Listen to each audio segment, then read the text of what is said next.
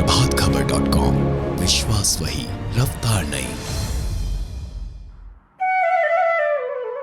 नमस्कार, आप देख रहे हैं प्रभात खबर। इस सावन कोरोना महामारी की वजह से शिवालय बंद रखे गए हैं।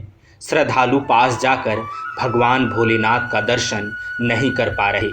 सुरक्षा जरूरी है, लेकिन भक्तों की आस्था भी मायने रखती है। ऐसे में हम आपके लिए लाए हैं प्रकृति के बीच बसे कुछ ऐसे शिवालयों का नज़ारा जहां विराजे भगवान शिव आपका मन मोह लेंगे।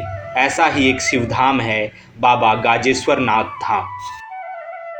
बाबा गाजेश्वर नाथ धाम साहिबगंज जिला के बरहेट प्रखंड स्थित राजमहल की पहाड़ियों में बसा है। यहाँ पहाड़ी में बनी एक प्राकृतिक गुफा में शिवलिंग रूप में विराजते हैं भगवान भोलेनाथ। यहाँ भगवान का दर्शन करने के लिए आपको 200 से ज़्यादा सीढ़ियाँ चढ़नी होगी, तब जाकर आप पहुँचेंगे मंदिर के प्रांगण में। यहाँ पहुँचते ही आपकी सारी थकान दूर हो जाएगी, क्योंकि मंदिर के प्रांगण में पहाड़ी से झरना गिरता रहता है।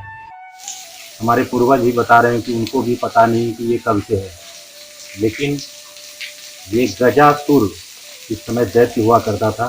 शायद इसी के नाम से इनका नाम भी गजेश्वर नाथ पड़ा है, और शायद हम लोगों को जैसे अनुमान हो रहा है कि वो गजासुर के समय से ही ये मंदिर इसमें पाया। लेकिन पहले यहाँ जो था, इसकी विधि व्यवस्था उतनी अच्छी नहीं थी। एक दुर्गम क्षेत्र था, प्राकृतिक मनोरम तो था लेकिन बहुत दुर्गम था।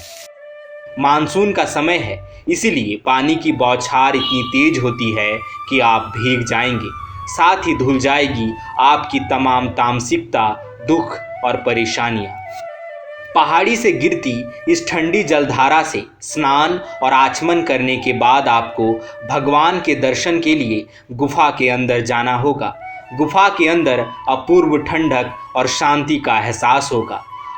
जब आप अंदर ओम नमः शिवाय का जाप करेंगे तो गुफा की दीवारों से टकराकर ये आवाज़ किसी दैवीय चमत्कार जैसी लगेगी। गुफा के अंदर एक शिलाखंड के ऊपर विराजते हैं भगवान भोलेनाथ। आमतौर पर शिवालयों में शिवलिंग के ऊपर कलश रखा जाता है, लेकिन यहाँ ऐसा नहीं है। ऐसा इसीलिए क्योंकि गुफा की छत से हर वक्त झरने का पानी रिसकर शिवलिंग पर गिरता रहता है। यहाँ का प्राकृतिक वातावरण बहुत ही मनोरम, अद्भुत है। बाबा के ऊपर 365 दिन 12 महीने तक बूंद बूंद जल गिरते रहता है, जो यहाँ की विशेषता है। ऐसा अमूमन देखने को बहुत कम मिलता है कि स्वतः अपने आप जलाभिषेक को बाबा के मस्तिष्क से हरदम कल 365 दिन 24 घंटा वो झरना का पानी गिरते रहता है। अंदर भगवान भोलेनाथ के साथ माता पार्वती, भगवान गणेश और नंदी भी विराजते हैं। यूं तो यहाँ पुजारी रोज भगवान शिव की पूजा करते हैं, लेकिन सावन में होने वाली श्रृंगार पूजा खास होती है। सावन में हर दिन भगवान शिव की श्रृंगार पूजा होती है, जिसमें शिवलिंग को सजाया जाता है। हरिओम नमः शिवाय के जाप के साथ भगवान भोलेनाथ की आराधना की जाती है। पूजा के बाद जब आप गुफा से बाहर निकलेंगे तो पहाड़ी के ऊपर से मंदिर प्रांगण में गिरती ठंडी जलधारा और राजमहल की पहाड़ियों की खूबसूरती आपको दैवीय एहसास कराएगी। यहाँ थकान उतारने और जलपान करने के लिए धर्मशाला और छोटी छोटी दुकानें हैं, जहाँ आपको ठंडा पानी, नाश्ता और सुकून सब कुछ मिलेगा। अब आखिर में ये जान लीजिए कि यहाँ पहुँचें कैसे। जो झारखंड के रहने वाले हैं उनके लिए नज़दीकी रेलवे स्टेशन साहिबगंज है।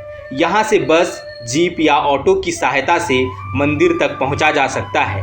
रांची से बाहर से आने वालों को हवाई जहाज़ या ट्रेन की मदद से पहले रांची पहुँचना होगा। यहाँ ट्रेन या बस के जरिए साहिबगंज पहुँचना होगा और फिर वहाँ से बरहेट। आप निजी वाहन से भी वहाँ तक पहुँच सकते हैं। प्रभातखबर.com, विश्वास वही, रफ्तार नहीं।